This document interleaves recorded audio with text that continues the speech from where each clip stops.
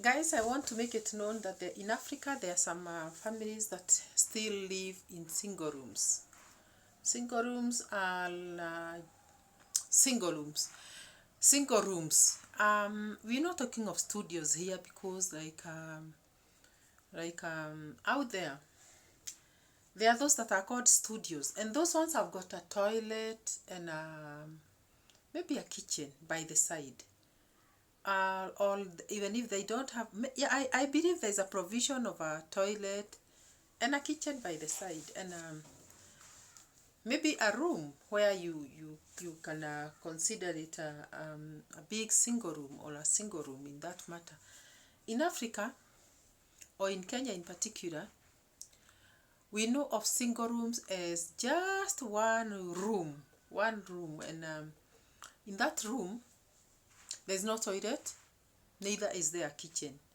So what families do is that they use the room to cook, to sleep in, to sit in.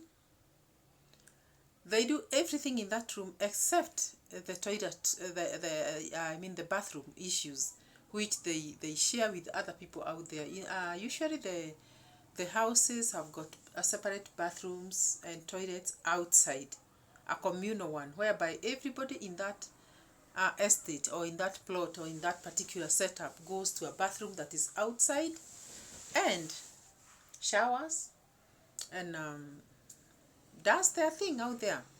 So in this main room, this is where you sleep with your children, with your husband, with your wife.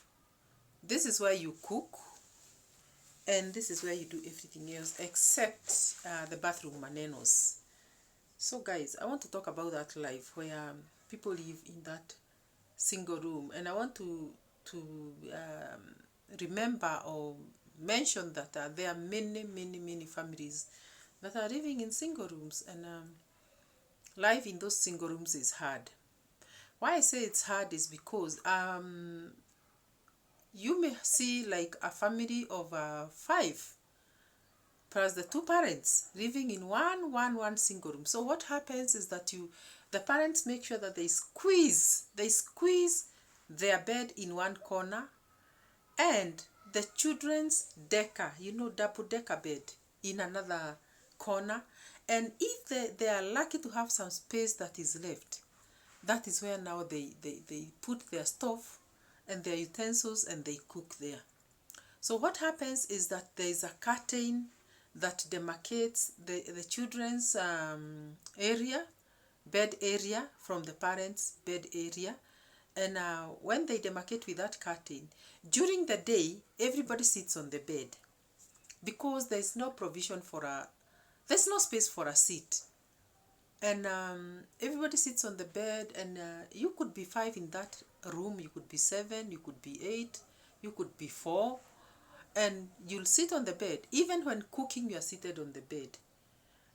Guys, when it comes to showering in the morning, you have to heat your water if you are warming it, but which is not unless for the small children, and carry it in a bucket to go and shower outside.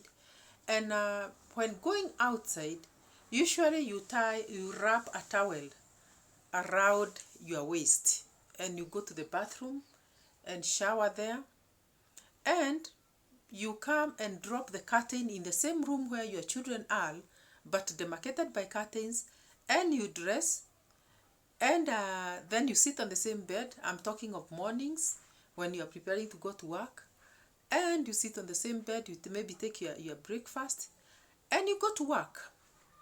You'll spend your whole day at work. Maybe your children are going to school, some of them are at home, others are young with a house girl. There may be a house girl in that house who still sleeps in that space where there is a provision of maybe a double-decker bed. So it doesn't matter whether you are going to sleep like across or whatever style, but whether you want it or not, let me put it that way, you'll have to sleep in that double-decker bed, you as the children, with the house girl, and fit there. So in the evening, this is where the situation gets difficult because it may be like you people are preparing meals, and usually the husband does not come in very early to avoid the commotion of the children running around, and there's no space, and food is being cooked. Others are saying, oh, mom, I'm very hungry, and the food is boiling, it's not even ready. So usually men, as we know, men, they stay a bit, but they make sure they are home by supper time. So when they come, guys, you have to sit on the same beds while eating. You sit on the beds. You know the habit with the children, they'll always pour food on the ground while eating. Sometimes they'll pour water, sometimes they'll, and the noise and all that. That is what happens in a single room life.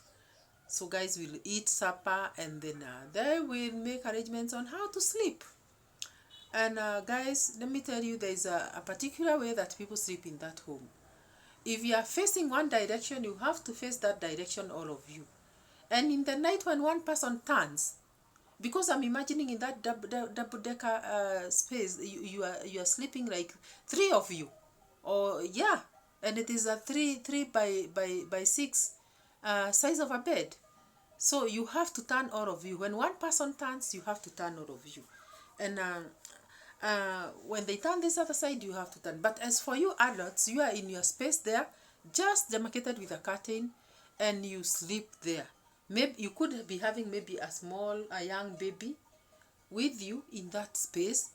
And if you don't have a very young child, then you may grab one of the youngest from the bigger one's space, and sleep with them.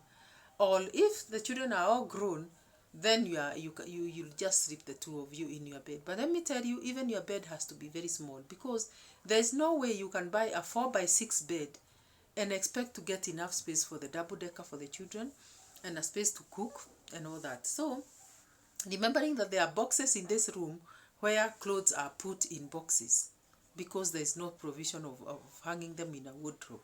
So guys, life in a single room is difficult, but people live it, and especially here in Nairobi, that is how they live it. So parents, you know very well that there are some things that you have to deny yourselves, because it is not everything that you can do when in that bed and in that room.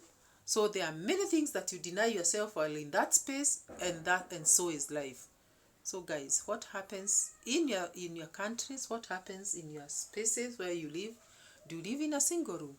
Do you have children in that room? How do you survive? Please make a sweet comment and let us hear how you live in those spaces, if at all you live in them. Or if you know someone who lives in those small spaces, please let us know. Subscribe guys, and we'll see you in the next one. Bye bye.